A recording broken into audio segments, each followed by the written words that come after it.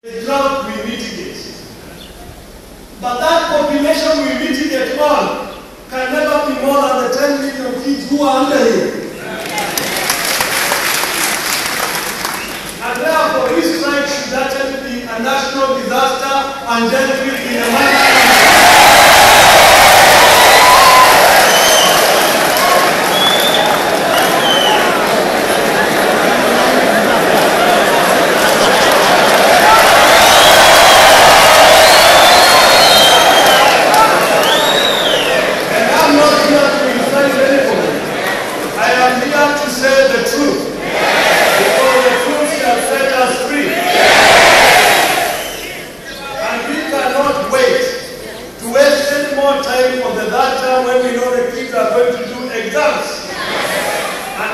We must tell those who are involved, the Ministry of Education and the Ministry of Finance, that we will not waste any more time.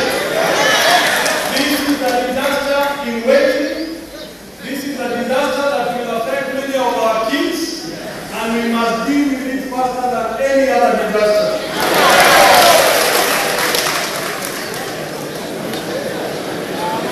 Finally,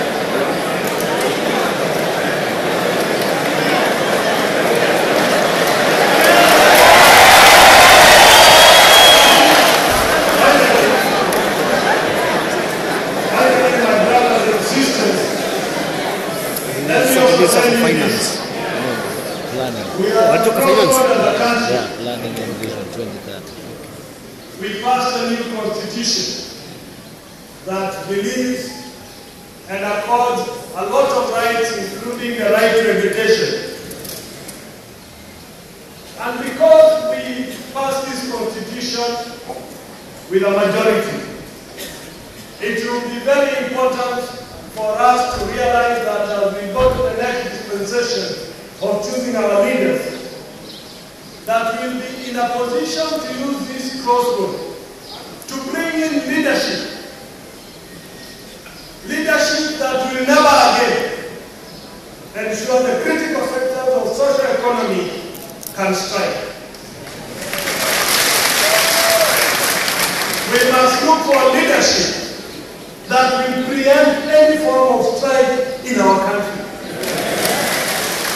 We must look for leadership that is proactive, leadership that will value our kids, leadership that will value the future of our country in a much more sober, straightforward approach that will ensure any Kenyan under that leadership, every Kenyan feels equal to the other.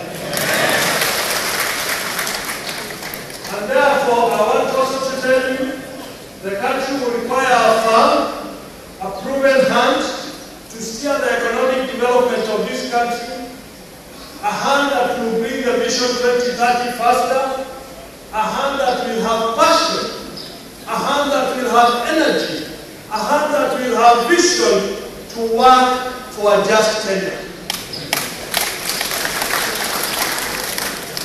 And even as you invite us into this debate,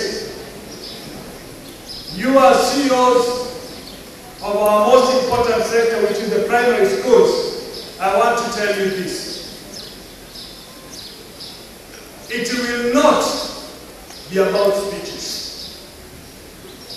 It will not be about names.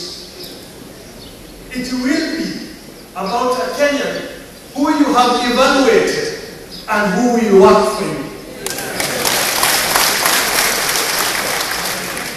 It will be about a Kenyan who will ensure all the problems that we have can be sorted out.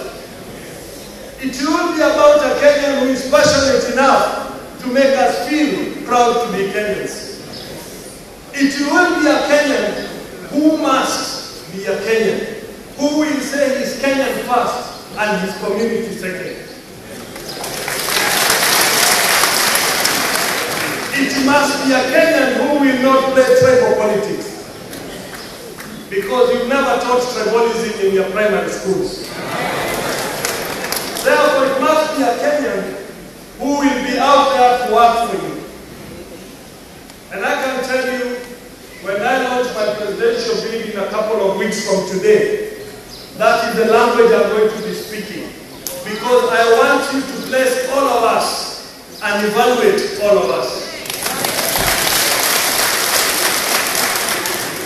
Check our track records. Check our track record. Because track record is important. When you appoint a prefect in your school, the first thing you try to evaluate is the track record of that student. And therefore, if you want a good leader who will work for you, evaluate that leader's track record. Because if he has not been able to have a track record, the choice is very simple. That we stay the way we are for the next 5 years, or we change and progress to a prosperous Kenya. And the choice will be very simple.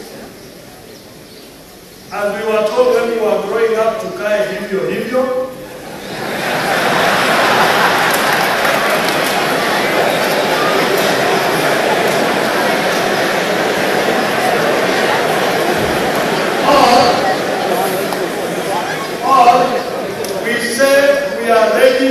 for transformational leadership that will be built on the 3 pillars of Vision 2030, which is political governance, the social pillar, and the economic pillar.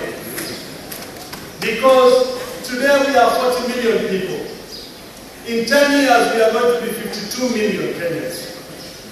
Because we are growing at the rate of 1.2 million a year. If we are hungry at 40 million, you imagine how hungry we'll be at 52.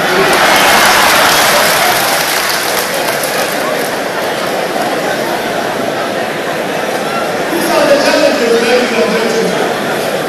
These are the challenges that we must look at. We must look at leadership that we plan ahead. Remember, I have told you where I grew up. And at the time I grew up, everything worked. I went to the bus stop with a timetable for the bus to come. I didn't have to crowd at the bus stop waiting for any bus to come. I went to the bus stop knowing the bus will come at the appointed time. I grew up at the time when dry cleaners were picking clothes from the estates and returned them. Today, I dare you. Either the vehicle will not make it or the clothes will not come back. But I also grew up at a time when every other 300-400 meters I saw a police car. And there was security visibility. So I am not talking about things I have not seen. I have seen services work before. Never had a teacher strike as I grew up. Because things worked.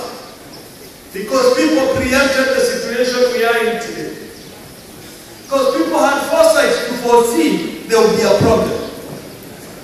But you cannot tell me today that 15 years later, after that famous teachers' agreement, we are still talking of improvements. It is not fair, it is not right.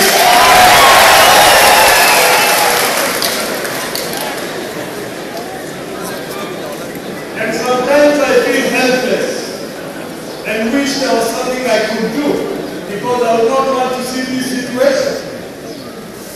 But God willing, next year we all put this into perspective and history.